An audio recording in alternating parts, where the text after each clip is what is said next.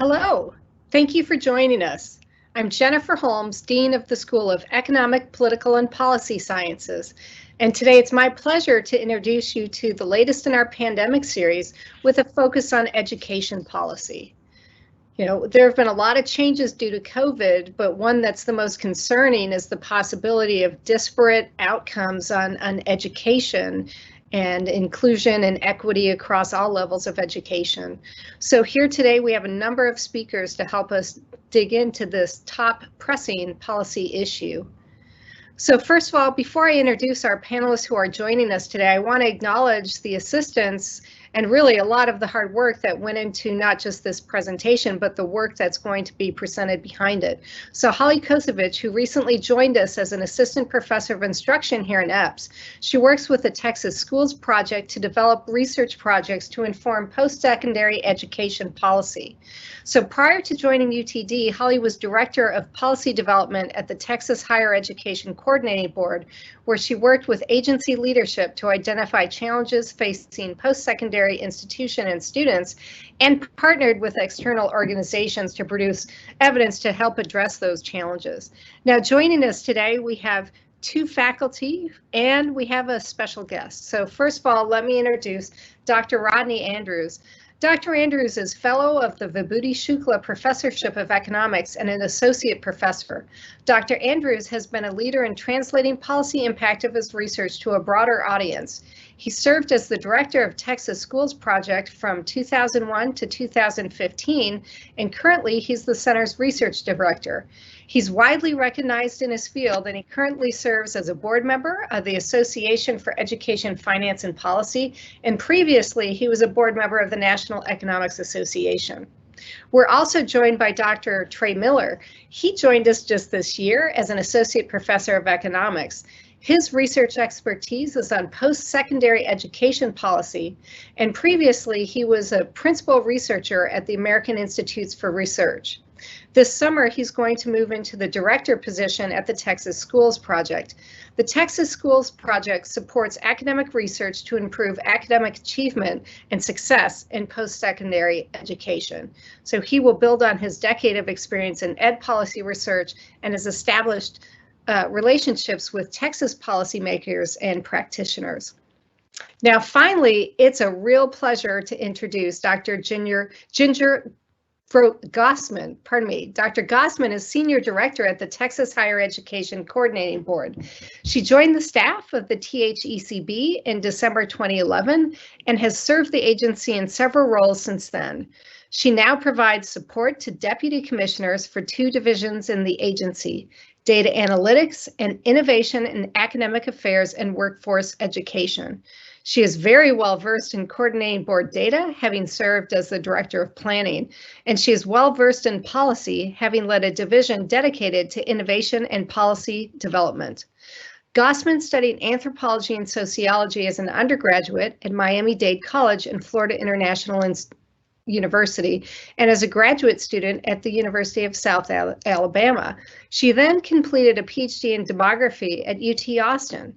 Gossman began her career in public health research at the Centers for Public Health Research and Evaluation in Seattle, Washington. Her work in education began at the Austin Independent School District, where she worked in research and evaluation. And now I'd like to pass this off to Dr. Andrews for some brief remarks.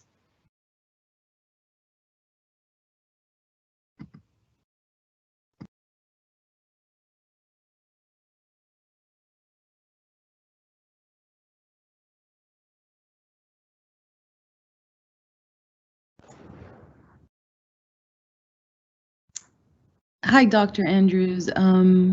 Please unmute if you are unable to press Command Control M. Please advance the slide.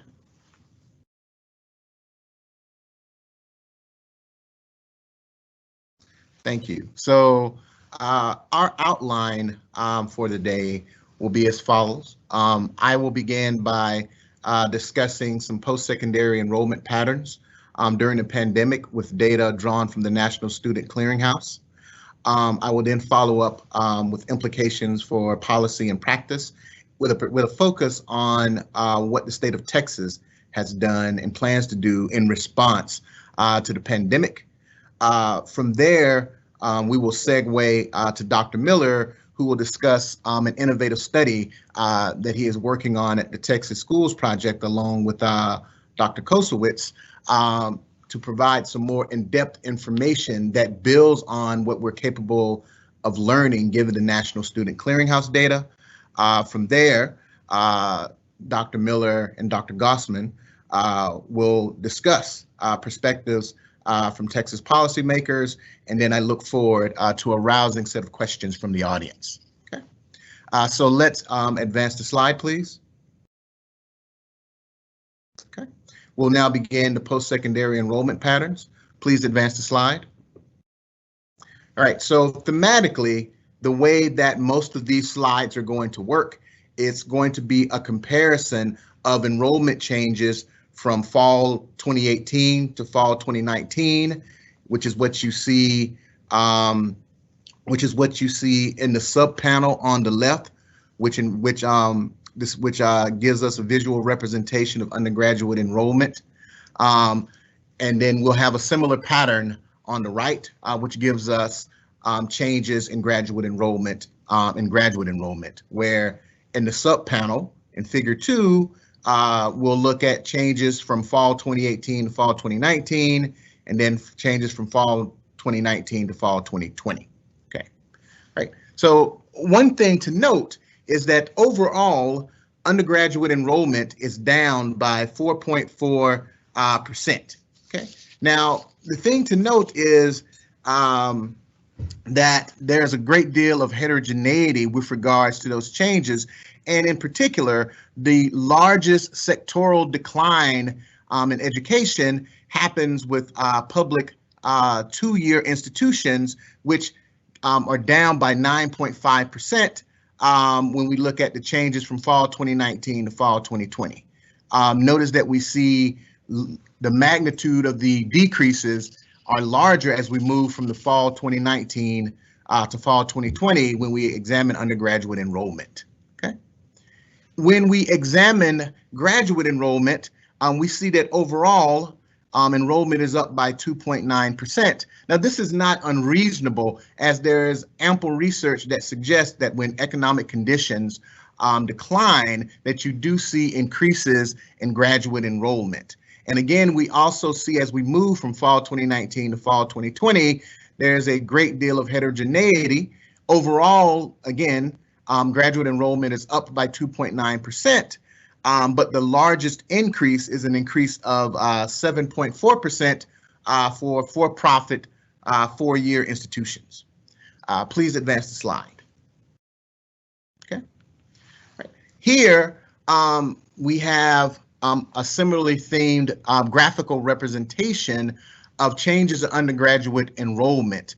Now, what we have on the left and the right are two heat maps, where as the color gets more orange, hot as it would be, that indicates decreases in enrollment, while as the color cools, that indicates increases in enrollment, right? And what I want you to note is that overall, as we move from fall 2019 to fall 2018, fall 2019 transition to the fall 2019, fall 2020 transition, you'll note that throughout the United States, there appears to be an overall decline in overall undergraduate enrollment.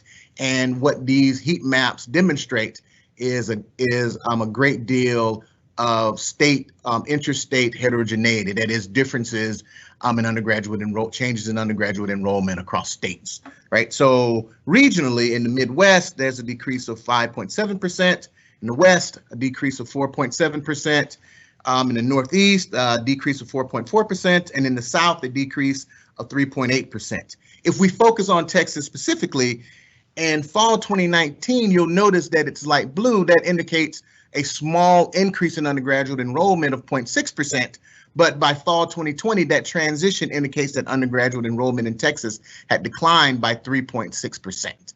Okay, please advance the slide. All right, here we have graduate enrollment, and what I want you to notice is the difference This sort of accords with the figures that we showed earlier. Now we're seeing overall sort of an increase in graduate enrollment. And again, given the changes in economic conditions, this is reasonable. Overall, we see some 38 states saw increases in graduate enrollment. And when we focus specifically on Texas, the transition from fall 2018 to fall 2019 resulted in a 1.4% increase in graduate enrollment. And when we focus on the transition from fall 2019 to fall 2020, Texas experiences a 3.6% increase in graduate enrollment. Okay. So again, there's this pattern, overall decreases, but there are differences across states in terms of the magnitudes. And indeed, in some states, you actually see decreases in graduate enrollment. Okay, please advance the slide. Okay, here we focus on first-time freshman enrollment.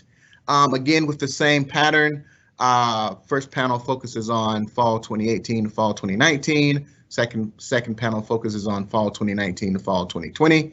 And here we stratify by race and ethnicity, and we notice that overall, if we focus on the fall 2020 transition, there's a 13% decrease in first-time freshman enrollment, but there's also a great deal of heterogeneity if we look by race and ethnicity, right? And if we focus on fall 2020, we notice that first-time freshman enrollment for whites decreased by 15.3%, also a 15.3% decline for Asians, an 18.7% decline for Blacks, a 19.9% decline for Hispanics, and a 23.2% decline for Native Americans.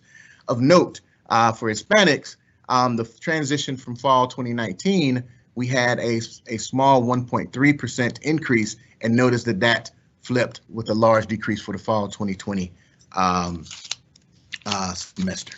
Okay, please advance the slide. Here, we look at enrollment, undergraduate and freshman enrollment changes by age, right? And notice again that there's heterogeneity by age. And of note, what we point out here is that for adult learners age 30 and over, the decline was larger in magnitude than any other group. Okay, please advance the slide. Right. Now, when we focus on enrollment in primarily online institutions, note that we see an overall increase. Here we're just focusing on institutions that deliver instruction primarily online, but it also leaves out a dimension that we'll certainly focus on as we go forward in the presentation, which is for traditional brick and mortar institutions, there's also been a transition to delivering instruction online. What we notice is that for the undergraduates, we see an increase of 4.9%. And for graduates, we see an increase of 9.7%. Overall, the increases appear to be largest for those that are younger than 24 years of age. Right. So please advance the slide. Right. So what I've done overall is just sort of provide a summary of changes in enrollment by institution, by age, by degree type, which is sort of going to lay the foundation for what we're going to do going forward. Next, I want to sort of take this and discuss sort of policy implications with a particular focus on the state of Texas. Please advance the slide. Okay. So here, the slide is entitled COVID-19 and Higher Education in Texas. And I want to focus on 4 things. First is the 60 by 30 Texas sort of refinement, which is a set of changes being discussed and planned at the THECB with regards to the 60 by 30 plan and the 4 goals of that plan. To put it briefly, 60 by 30 Texas essentially consist of 4 goals. Originally, they were by the year 2030, individuals between the ages of 25 and 34, at least 60% of them will have some sort of certificate or degree. Also, by 2030, 550,000 students will have graduated with some type of certificate or degree. The skills that they will have obtained will align with labor market needs in Texas. And with regards to that, the goal is that students graduate with that is no more than 60% of their first year wages, right? So that's overall the set of goals laid out by 60 by 30.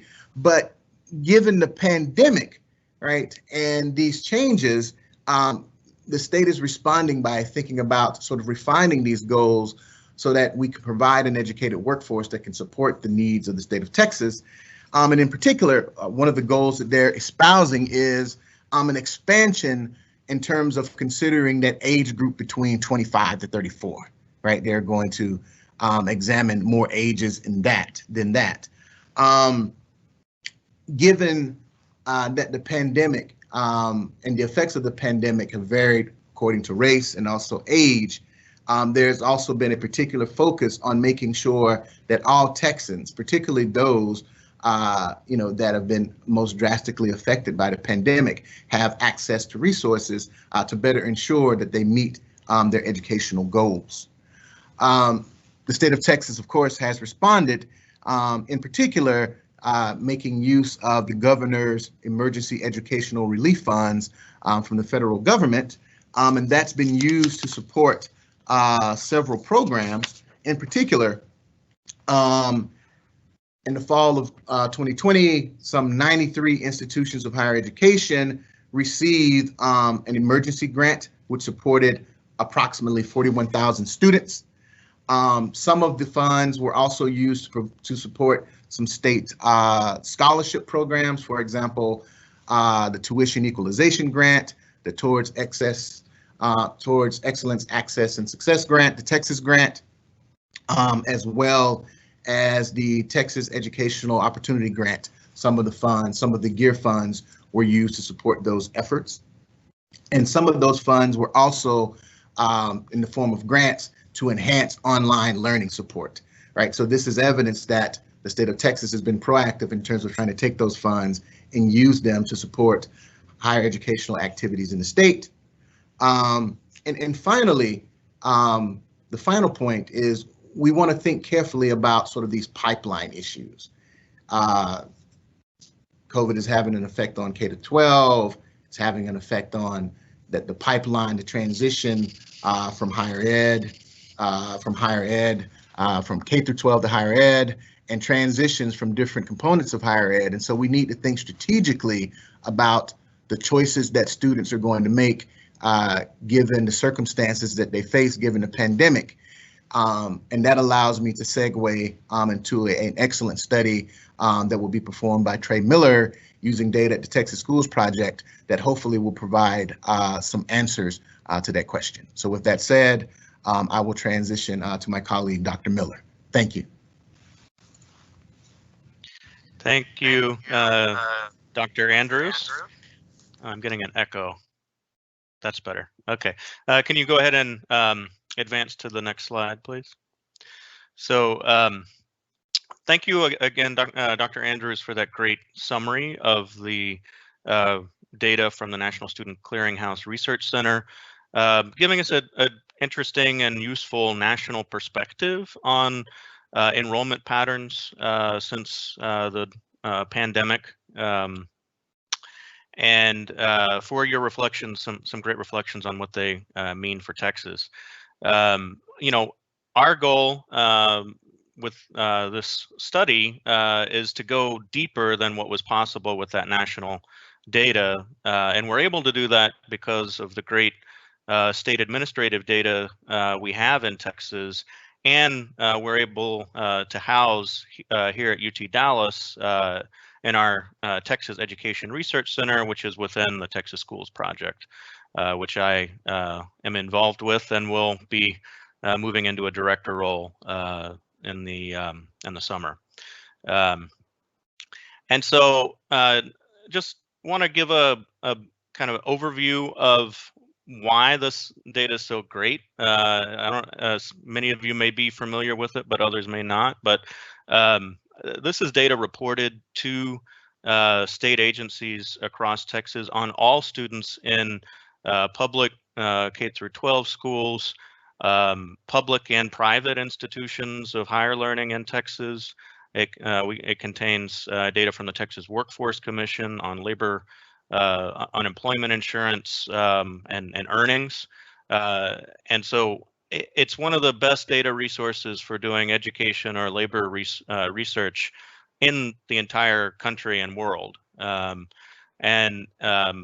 For our purposes, it's really interesting because it allows us to dig quite a bit deeper into what's going on in terms of course enrollment and grades and course modalities in college since the pandemic for all students attending post-secondary institutions in Texas.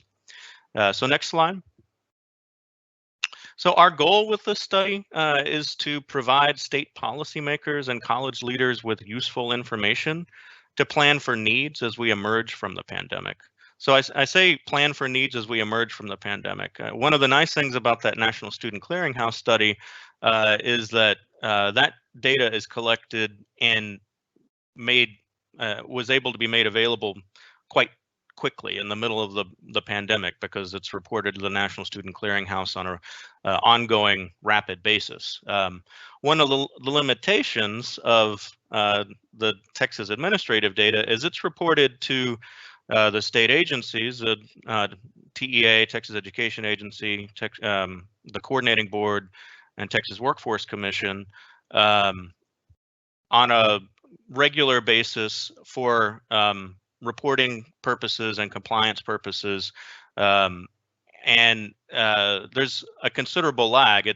After it reaches the agencies, it has to be certified, and it's not made available to the Education Research Center until all the data has been certified. So this means while we're able to go a lot deeper, we're not able to do it as quickly as the National Student Clearinghouse was. But it will be really useful, we think, for painting a picture about what the needs of higher education will be as we start to emerge from the pandemic. What students have we lost, and what do we need to do to try to, one, get them back, but also support them as we emerge from the pandemic. So next slide. So the study, as we've conceptualized it, is will be a mixed method study. So in addition to the quantitative analyses of this rich state administrative data housed at the Texas Schools Project, we intend to conduct interviews with college leaders and have a qualitative component to really try to understand what issues college leaders have been facing and distill lessons from that, and what have they found successful, and what do they think their needs are coming out of the pandemic to emerge successfully. And I want to say that these questions and the approach have been guided by discussions with state policymakers. So we've engaged with staff and leaders at the Texas Higher Education Coordinating Board and other institutions and stakeholders in the state. And we think that that's really important for making this research as useful as possible. So next slide. So just quickly kind of touch on what we'll be able to do with this data and the questions that we'll be able to address with it. So, as with the National Student Clearinghouse study, we are interested in, what students have re-enrolled and which have not. So what students have we lost? But, we also want to be able, and we want to dig into, differences in enrollment patterns by student demographics and new versus continuing students. I think we'll see kind of what the National Student Clearinghouse saw in terms of a larger enrollment drop for freshmen, but we'll be able to look at that, kind of across institutions in Texas and across sectors, and I think that'll be useful. We're also one of the great things that the data the state has been collecting is literally course level data, student by course level data on the mode of instruction and course performance and courses that students take. So we will be able to look at how modes of instruction have shifted in response to the pandemic from face-to-face to online and hybrid, and how that's varied across colleges in the state and sectors, as well as fields of study. And I think that's something, while NSC was able to look at changes and transitions into traditionally online colleges, we'll be able to look at that transition that we've all been dealing with and struggling with as faculty in transitioning our courses to online and other formats. We'll also be able to look at the extent to which students have changed their course taking patterns in response to the pandemic. Have they reduced their course loads? Are there more drops? I think we've seen a lot of drops and more than normal in our classes. So we'll be able to see how that varies across colleges. And then the qualitative data is really important.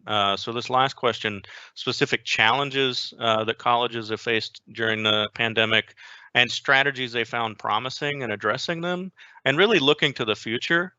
So what do we think we can do coming out of the pandemic? What do we need to do to support the types of students that we've lost? So we'll be engaging with college leaders across the state on that question. So next slide. Okay, so now that we've given some overview of data and our plans for doing research in this area, we'd like to turn next to Dr. Gossman, Senior Director at the Texas Higher Education Coordinating Board, to help us think through, some of the perspectives and ways that the state has been addressing these issues. So I have a number of questions that we've prepared that we can go through in a discussion, but then we can turn to audience for Q&A. So next slide, please. So aside from enrollment losses, what are some of the challenges that you have been hearing from colleges in the state, Ginger? Yes, thanks for including us, the coordinating board, in your event today. We really appreciate it.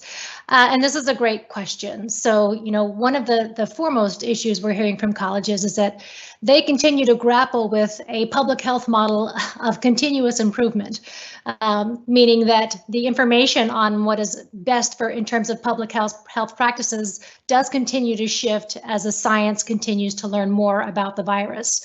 So throughout the duration of the pandemic, but especially during the first 6 months, and really through the summer 2020, institutions were having a really difficult time getting accurate and timely information, how best to safely resume at least partial campus operations. So they continue to try and stay on top of that information and integrate best practices into campus operations, including how to use their space, course scheduling, even when to start their semesters. So staying informed and staying on top of that information has been a challenge. And like the rest of the nation right now, your community is trying to continue to figure out COVID testing, case management, and vaccine availability and distribution. Some of the other challenges we've heard about, and this is going to be things you're also hearing about in your news cycle and your networks, is the revenue loss that institutions are experiencing somewhat due to enrollment challenges, certainly, but also for campuses who have a great deal of on-site housing and how that has unfolded in the pandemic and trying to get students to return to campus for that purpose. We're hearing from institutions that they're greatly concerned about the impact of COVID on equity and the consequences of COVID on communities of color, and thinking about how institutions can respond to that as it bears out in enrollments and persistence. We're also hearing a lot about staff burnout. Like the rest of the world, educators had to move all of their work online overnight. But unlike the rest of the world, higher education had to immediately defend its value proposition as an industry. The cumulative stress of caring for students, families, and peers, while also under the pressure of safety and economic uncertainty during a global health crisis, cannot be understated. So let me just say that we here at the Coordinating Board have a deep appreciation for the service of your faculty and staff. Some other issues I'll mention briefly: connectivity issues, broadband access, and how that is also impacted by equity issues. There's a continuing growing concern over the lost generation of students because of COVID in terms of access to higher ed, college readiness, and really, students just dropping out of K-12 and not being found in the system anymore. So those are just some of the challenges, but I'll stop there. A lot of huge challenges Yes. that we're all grappling with, Ginger. Thank you. So next slide. So now I'll ask you, what are some of the ways that the Coordinating Board is working to help colleges address some of these challenges? Well, you heard some of this a moment ago from Dr. Andrews. We are definitely the primary source for the Governor's Emergency Aid Relief Funds, or we're calling them the GEAR funds. 150 million of that money went to student financial aid, including 46.5 million for reskilling and upskilling, a grant to institutions. We're using some of that money to improve agency responsiveness. 15 million of those dollars are going to data infrastructure improvements, including improvements for student advising, student progress dashboards, and data modernization. So in terms of student advising, we have our ADVI chatbot, which hopefully you all are familiar with. And we are trying to push for statewide implementation this year. And we've also pulled in Texas OnCourse into the Coordinating Board with some of those dollars. Another 10 million we're using for that online learning support that you heard about. We have a new division called Digital Learning, and they are working towards improving and supporting OER, Open Educational Resources, learning analytics, and quality improvement. We are also trying to make sure, as you heard, that all of our existing grant programs or our existing financial aid programs are fully funded. We have created very quickly, within about 3 business days, we put up a COVID frequently asked questions site.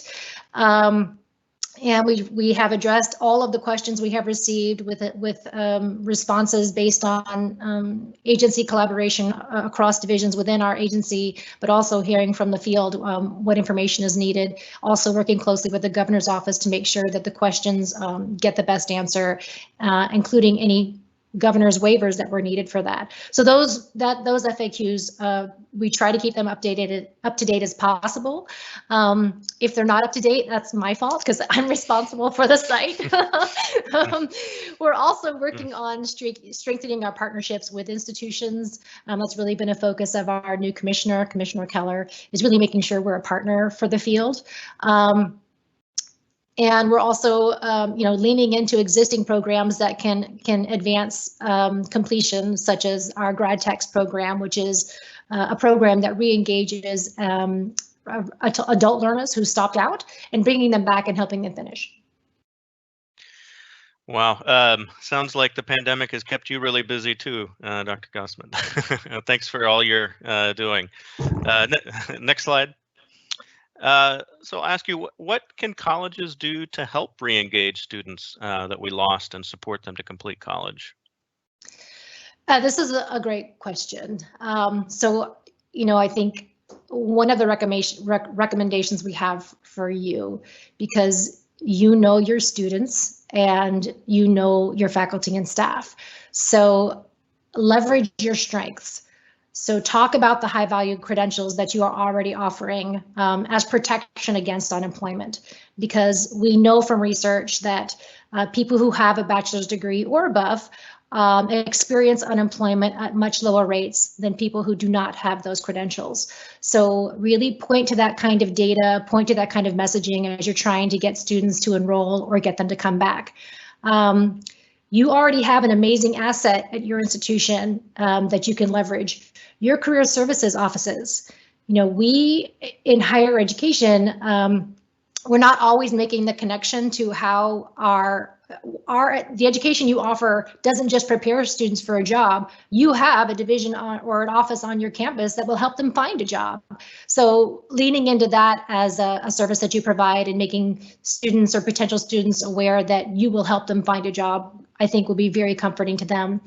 And I think we're also in a really unique position right now to understand what many of our students are experiencing outside of COVID. So if we think of all of our personal and professional lives in the last year, we had to grapple with online issues and balancing life and work, because suddenly work is in our life at home.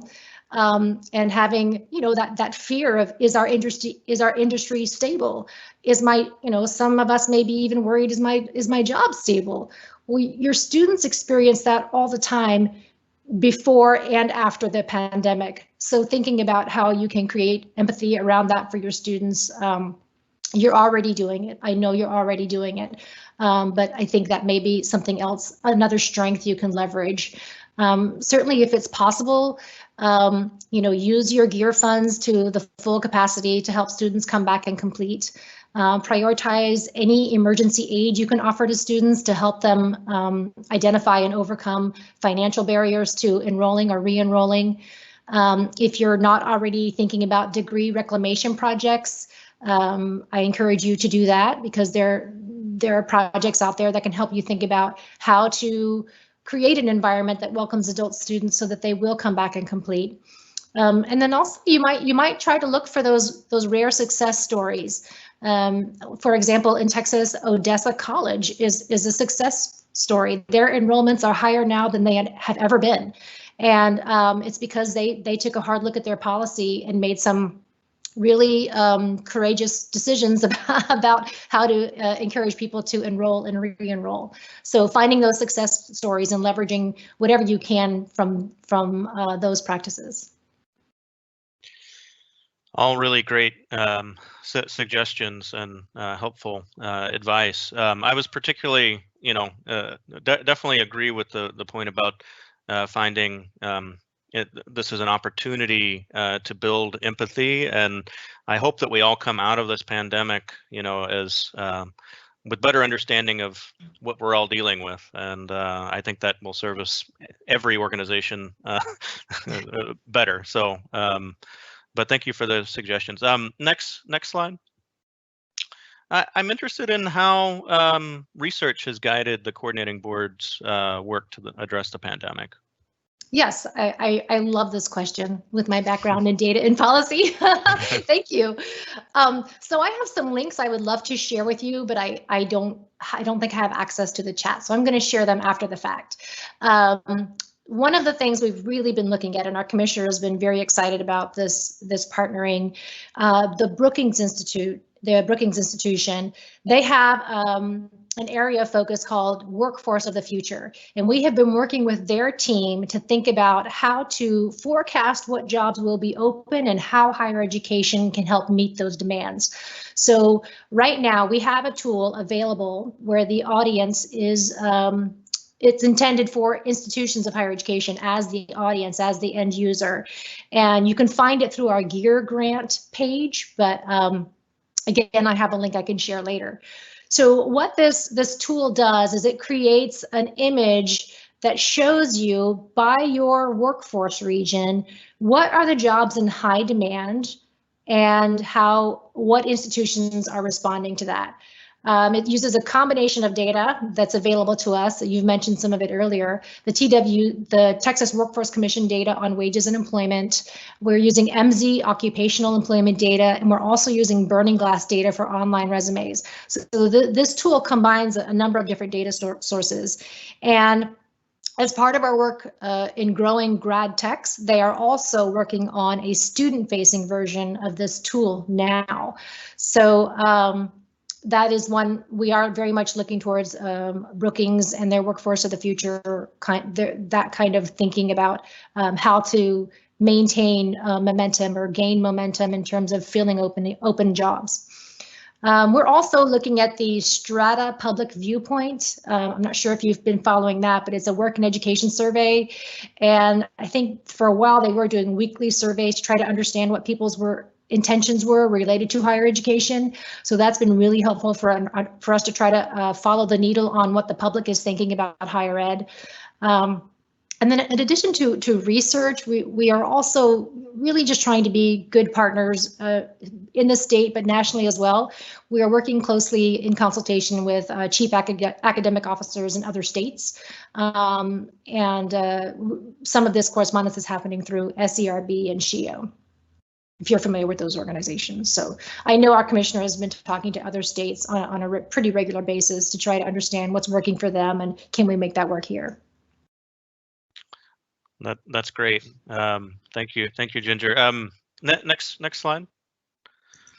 I just want to end our conversation with something hopeful, something positive. Although a lot of the work that we're doing that you are doing is clearly positive, but I'm interested in your take on this question.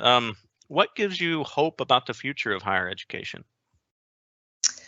So I hold a lot of hope for our students because they are always creating adaptations and innovations on their end as learners that we simply haven't thought of. And so I'm really hopeful that part of that is going to emerge through the new world of digital learning. And I think that access to quality higher education is just going to explode as we get further into a pandemic and beyond. Now that institutions know that they can deliver quality higher education online or through other digital means, I'm really hopeful and excited. I'm excited to see how that grows over the next 18 months and to see how our students help us make it better. That's great. That's a very good point, and I appreciate that. I think at this point we're at a point for audience Q&A. Thank you, Dr. Gossman, again for the great conversation with me. But I want to give the audience a chance to ask some questions. Well, we certainly have a few questions, but I just say this has been so timely, and I appreciate Dr. Gossman's guidance on prioritizing things like emergency aid. I know just in our school, our small school, we had two alums step up and establish new emergency aid in addition to the institutional aid that the university provided as a whole and other parts of the university. So very important. We have a couple. Let me start with the first one. So this is a great question. Are there any policy interventions, or what policy interventions can help students regain the ground for the upcoming years? So when we have had different populations suffer more losses in achievement, what can we do to close that gap? Who else is this addressed to me, or? I'll throw it out to all of you. Ginger, I'm happy to offer a couple of thoughts. Ginger, I'm happy for you to go first if you had something, but. It reminds me of one of the talking points I was just reviewing, which is sort of that degree reclamation space and thinking about how to welcome back returning learners or adult students. one of the practices that's highly recommended in that kind of work or in that stream of work is thinking about prior learning assessments, thinking about anything that a student brings to the table, assessing that to meet them where they are. What have they already done in their life up till now, or during the global health crisis? What have they done that can be turned into academic or CTE credit? And you as an institution are in the best position to do that, to try and meet a student where they are and help them gain any lost ground. Yeah, I definitely agree with that, and I think it's just part of a bigger picture issue of transfer issues generally, and what's going to happen coming out of this pandemic is so many students have enrolled in institutions that they probably don't intend in sticking with, more so than they would historically. There's always lots of transfer. Students starting at 2-year colleges and intending to get a 4-year degree, et cetera. But I think in the context of the pandemic, we're going to see, as we start to go back to in-person, a lot more transfer students. And we haven't gotten transfer right yet. So we need to work on the degree reclamation, how to be a welcoming campus, not just for adults coming back that have been out of college, but just students generally as they move into new colleges, and leveraging the credit that they've earned at other colleges, while also making sure that they're able to succeed in the courses that we offer at UTD and other institutions. I don't know, Rodney, if you have anything else to add to that. I think the educational points are well made, but I also think that there are just material deficiencies that our students are facing that also affect educational outcomes, right? So, for example, hunger, childcare, rent, right? And so it's difficult to envision thinking hard educationally when you're worried about sort of fundamental things that we need in order to just live. And so to the extent that we can be more conscientious and be able to direct resources towards those things, then I think that will also support any educational recovery. Yeah, I can't agree with you more about that. And getting that right, being able to, most efficiently deploy those resources that we have to support students, their basic needs as efficiently and effectively as possible, and be a supportive institution is really important. And I'll put in a plug for one other topic that relates to this kind of basic needs and being a supportive environment is, I think, need for mental health services for students during and coming out of the pandemic. I know we've all seen, and the students that we work with, going through just difficult challenges through the pandemic. A lot of them deal with challenges outside of the pandemic, but it's been a difficult time, and I think this is an area we need to work on as in post-secondary institutions, and think about ways to effectively meet the mental health needs of our students. Well, I have to mention a couple of things that we've done at UTD along these lines. We do have an Office of Community College Relations, and we're working really hard to be a good partner to our partner schools who are community colleges.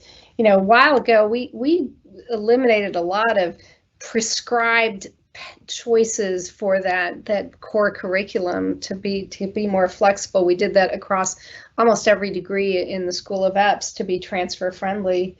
But we also on campus we have Comet Cupboard, which is a food pantry for students, and we have Comet Closet, which helps students who might need professional clothes for interviewing. So if you want to donate food to the pantry, that's great. Or if you are going up or down in clothes sizes, like a lot of us are in the pandemic, it's a great place to donate.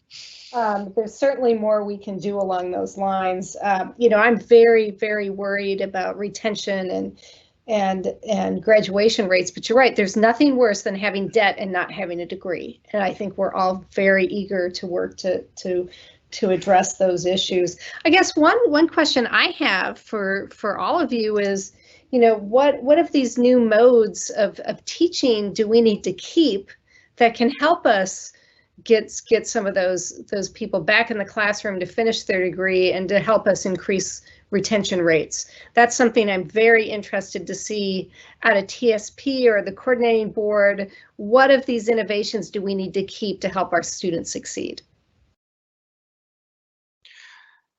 I can start. I mean, I think it's a continuous improvement process right now. I mean, I don't think any of us that have just flipped our classes over the last year to online are completely happy with what we've got so far, and we need to work at it. I do think, though, that coming out of the pandemic, there will be increased demand for online courses, hybrid formats, and the opportunity to sit in on a lecture remotely if you're unable or to come in to class one day. I think that's going to be an expectation moving forward. So we've got to get better at this. I know we're all working hard in doing that, and the Center for Teaching and Learning has been very helpful. But I think it's something. It's here to stay, and I think it's a good thing. But we need to make sure that our courses are as good or better, ideally better than they were in a traditional face-to-face format. And technology allows us a lot of opportunities to even to really improve on our courses, and we're all learning about this as we go. So. Well, I look forward to getting more feedback on that and more data, because we definitely want to. And it's one thing we're talking to the faculty about, how can they continue some of these best practices into the post-pandemic semesters, hopefully next fall. One thing we really talked about briefly, but we don't have any clear answers, I guess. What kind of mental health services do we need to add or expand? I mean, we do have some mental health resources on campus. I know COVID has been kind of a full employment guarantee for counselors across the board, but what else do we need to do? So I brought this topic up, and part of the reason I did is we don't really know. We don't, at least we don't. So I've been working with Holly Koswitz and others at UTD and at RAND on developing a study to, just get a lay of the land of what mental health services are provided at colleges across the state, how it's integrated into support structures for students, and try to get a sense of what are some of the promising practices, because I think as a field, there's lack of knowledge of what is actually going on. And I'm curious, Dr. Gossman, your perspective on this, because you're coming from a policymaker perspective, and what do you have any thoughts on what the state of the field is, like what should be done, or is that something where there's a research need? Well, I do think there is a need for research. I don't have a good answer, unfortunately, but what I can say is the move to digital learning. By the way, if you ever want to partner in digital learning and best practices, please reach out to our new Assistant Commissioner, Ms. Michelle Singh. She'll be happy to talk with you about that. But since we have moved online, one of the challenges of providing mental health is that sometimes there's a stigma associated with it. And it's also difficult to reach everyone who needs it. And perhaps this move online to digital learning, to the digital environment, is a boon for providing mental health to students. There would no longer be a stigma of walking into a building or walking through a door because the appointment could be online. There may be easier times for them it may be easier for them to schedule times because the availability may crack wide open versus having to be when a building is open at particular times. I certainly recognize that will come with challenges. A lot of mental health, providing good mental health, is being able to read the body language of your patient, and that may be stymied with online delivery, but I think there's a great deal of potential there, and I do think more information will be needed to find out about best practices. Well, I think we have time for one last question, and I'm going to take this question and broaden it out. So we have a question: will your data collection and projects skew towards COVID research? And I guess a broader question is, what kind of new topics of research have opened up since this crisis of COVID on education?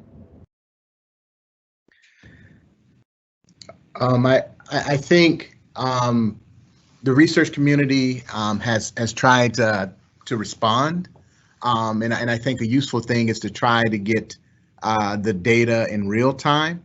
But part of the issue is, for many researchers, right, we're looking at data ex post. After the event has occurred, after the universities have submitted the data, after that data has been transmitted to the TSP, then we can do the analysis, right? And so, and that's fine for research purposes, but I also think that we have to work in conjunction with the agencies to try to do things in real time and recognize that there are issues, right? Because we don't have perfect foresight. And, essentially, it's like you're trying to cross the river by filling the stones, right? So you need to be ready to pivot should new information be brought to bear. I agree with that. And I mean, I think, I have a number of colleagues that were in the right place at the right time to get something off the ground with a partner in the field immediately on things like how to best support basic needs during the context of the pandemic. That's rare to have that opportunity, and it'll be interesting. It's also something that it's useful in the context of the pandemic. It's probably going to be useful coming out of it, but there's challenges with interpreting what it will mean coming out of the pandemic. I've tended to focus my efforts more on thinking about what are the needs going to be coming out of the pandemic, right? So that's this, kind of COVID study in terms of enrollment and things, and what challenges are college leaders are anticipating. But then also, the mental health study. I think that's something, as we come out of the pandemic, I think it's going to be a really important topic now and moving forward. But I wouldn't say that the majority of my research is going to be COVID focused. It will certainly play a role because it's changed all of our lives. But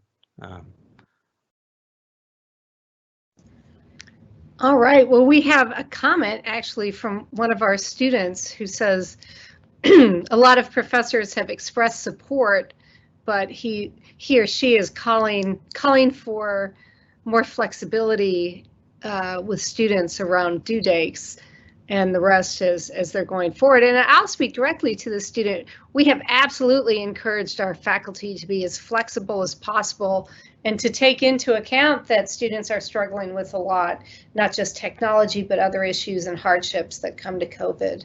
So we're trying to really to have that to be more than words. We are out of time, and I want to thank everyone for being part of the panel. I want to thank Dr. Andrews, Dr. Miller, Dr. Kosovich from UT Dallas, and Dr. Gossman. It's been absolutely wonderful to have you join us. This is the one advantage of doing things remotely, is we can reach out to our friends in Austin at the coordinating board and have attendees across the country and even the world join us. So I think this is one thing we will keep. Maybe it won't be this particular platform, but we're definitely going to keep doing some events virtually. So I thank you all for attending. We had excellent attendance today, and this will be on our YouTube channel shortly for people to watch if they couldn't join us live. So thank you again. We will have another pandemic series scheduled shortly, and thank you for joining us today.